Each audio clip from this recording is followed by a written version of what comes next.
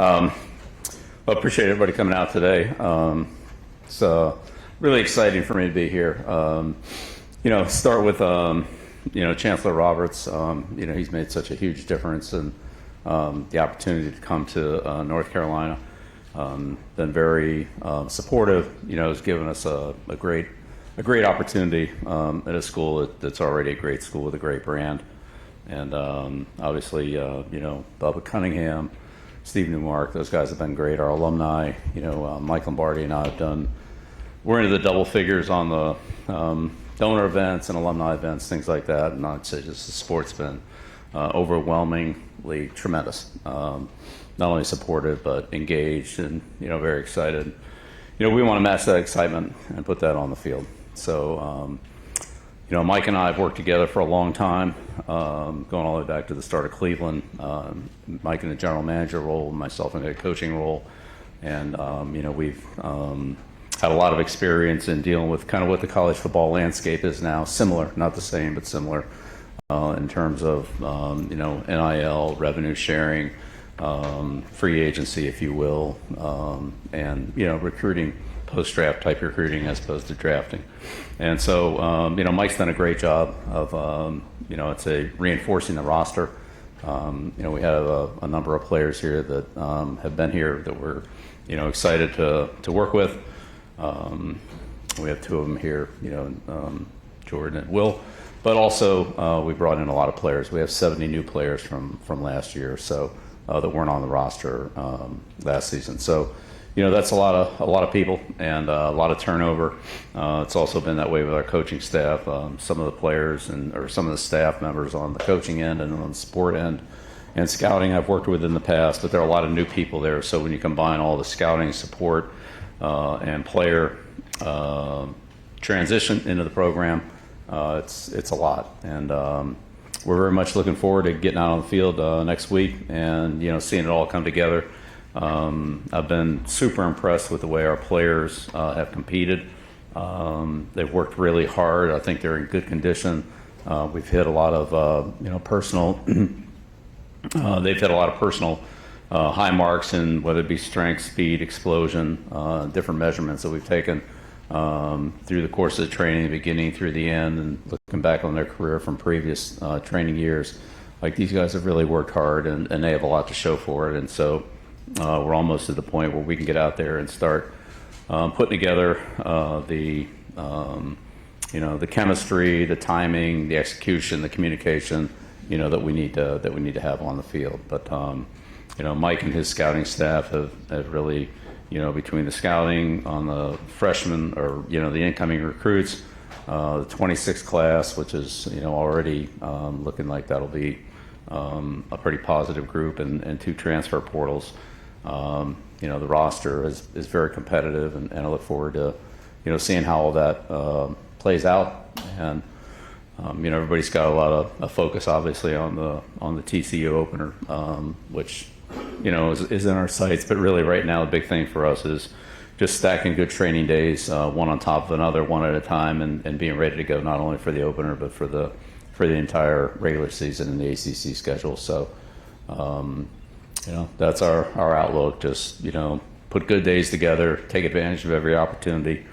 Don't let any days go by where we don't continue to improve, get better, and get closer to becoming the most consistent and best football team we can be when we step out on the field, and that'll hopefully continue every week. That we'll continue to improve as a team and all the way through the course of the season. So that's what we've always tried to do, and so that'll be our goals this year. Coach, thank you. We will take questions from the room as it has been in the past. Please identify yourselves and the agency that you are with, and we'll get to as many questions in 10 minutes before our student athletes as we can. And our first question will come first row, left side, coach, right in front. Dan Tortora, wakeupcalldt.com. Coach, coming to this specific institution and developing these players off the field, why it was right for you to come to North Carolina and develop these Tar Heels? Yeah, thanks, Dan. Developing players is really what coaching is, and that's what we do. We take great pride in that, myself and our staff. and players who want to be developed. So a Carolina player is a player who wants to be a good football player, who wants to work hard, who wants to make a commitment towards improving on a regular basis, both training and team execution on the field. And so when we get those players, we see a lot of improvement, a lot of development, and that's going back, what was it, Cleveland, where Mike and I put together an offensive line where 4 of the 5 stars are free agents, or in New England where we had a number of low draft choices, or high draft choices, I should say. I say Brady and Edelman, players like that, who turned out to be great players, as well as some of the other players, are higher picks that developed, like Gronkowski, and so forth. So development's a big part for us, and players that want to come in, work hard, be good players, learn and compete. Competition's what makes us all better.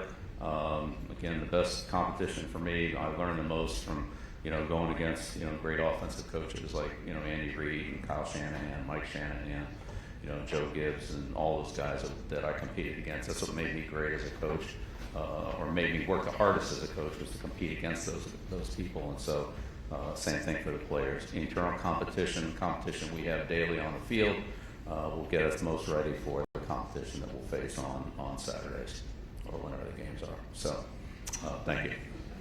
Coach, right side, 5th row, hard to the right side. Hard right. Standing up now. Yes. Hey, Coach. Thomas Christopher of the League Winners. I have a 2-part roster building and general football question for you. Do you believe that the evolution of the fullback position, kind of being turned more into an H-back role, was more due to roster flexibility and player versatility? And with the cyclical nature of football, do you see that position kind of being revitalized now that defenses are more finesse-driven?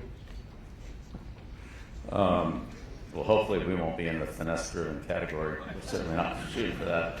But yeah, thanks for the question. The fullback question is an interesting question. It really, I think, picked up a lot of momentum when Coach Coryell started with that, and then Joe Gibbs brought it to Washington and ran a one-back offense with Riggins and those guys, all the backs he had there.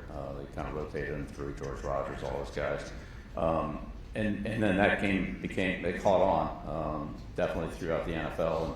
And at the Giants, we faced that twice a year, and so pretty familiar with that way that one-back offense evolved. And now as offenses have gotten into more spread formations, where it's a lot of 11 personnel, and almost all college defenses and pro defenses, for that matter, are nickel-based, with maybe a 6 defensive back in passing situations, but most everybody's playing 5 defensive backs. I think that reflects on the lack of a fullback, and even in 12 personnel, where usually one of the tight ends is a receiving tight end. So how that trend will continue, I don't know. I'd say for us, we'll do what we feel like is best for the football team, like we always do, and just see how that plays out. But it's been an interesting evolution that's gone from everything being all 2-back. I remember when I first started with the Colts, we went through all the defensive adjustments, that there was always one little box in the very bottom of the corner of the page that had a one-back set on. Everything else is in 2 backs, whether it was brown, blue, black, green, depending on where the backs were set. There were different color codes for the formations, and there was one box for the one-back sets, and now there's no 2-back sets. So yeah, that's been an evolution. Coach, left side, towards the left. Sir, Left side towards the left. Got it. Hey, Coach, this is Greg Saban with TigerNet.com. Talking to Dabo Swinney earlier, you said how much he's learned from you since you've made this move to North Carolina. How's your relationship with him grown, as well as the other coaches within the ACC? Yeah, we're all learning from Dabo. That's very, very nice of him to say that. Very complimentary. Dabo's been a friend for a long time. We've scouted his players from the NFL down. Some of the players that are here today, I actually thought, maybe we'll draft one of these guys. And now here we are going to be playing against them. So, but Dabo's been great. I have so much respect for him, Clemson program, what he's done, the way he runs it. That's high quality.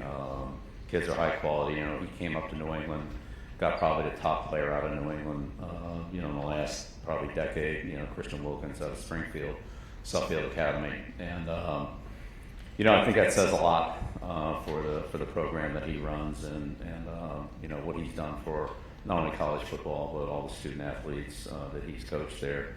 They've gone on to represent him and the school very well. And, again, I have a ton of respect for Dabo and what he's done. Great opportunity to spend some time with him at the ACC coaches meetings, and it's always been a really enjoyable guy to be around. I don't know if that'll be true on Saturday afternoon, probably not, but at least in these meetings it is. Yeah. Coach, right side, third row.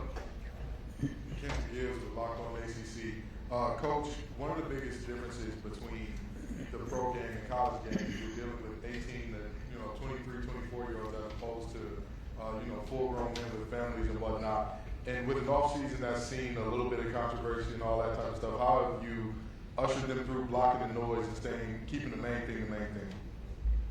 Yeah, well, I mean, the great thing about working with college players is just the growth and the development that I've seen with them. I saw a little bit of that last year when I was at Washington with Coach Fish and Steve out there to see how much the players improved from the spring until the start of training camp. And this year, of course, we haven't started training camp yet, but through the course of the spring, the amount of improvement that our players made in those 15 days, most of which were in pads, is something that you never saw in the NFL because we never, could wear pads in the off season. And so, how much better the players got in their fundamentals, their footwork, their hand placement, leverage, tackling, so forth. All the physicality things that come with different positions, whether it's press release, jams, and so forth.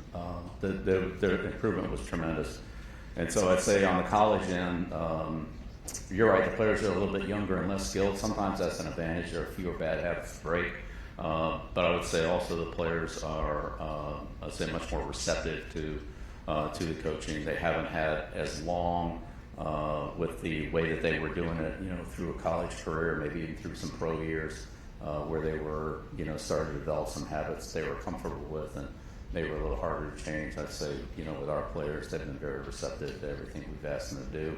They've trained extremely hard. As I said, the personal achievements between their strength, their speed, their explosiveness, all the different body fat percentages, all different things that we measure is, in the high 90% range, and there's only a couple guys that haven't, had the improvement, but really it's been pretty much the whole team. So that's been, as a coach, it's fun. It's fun to see players get better, and then that gives them more momentum to keep working.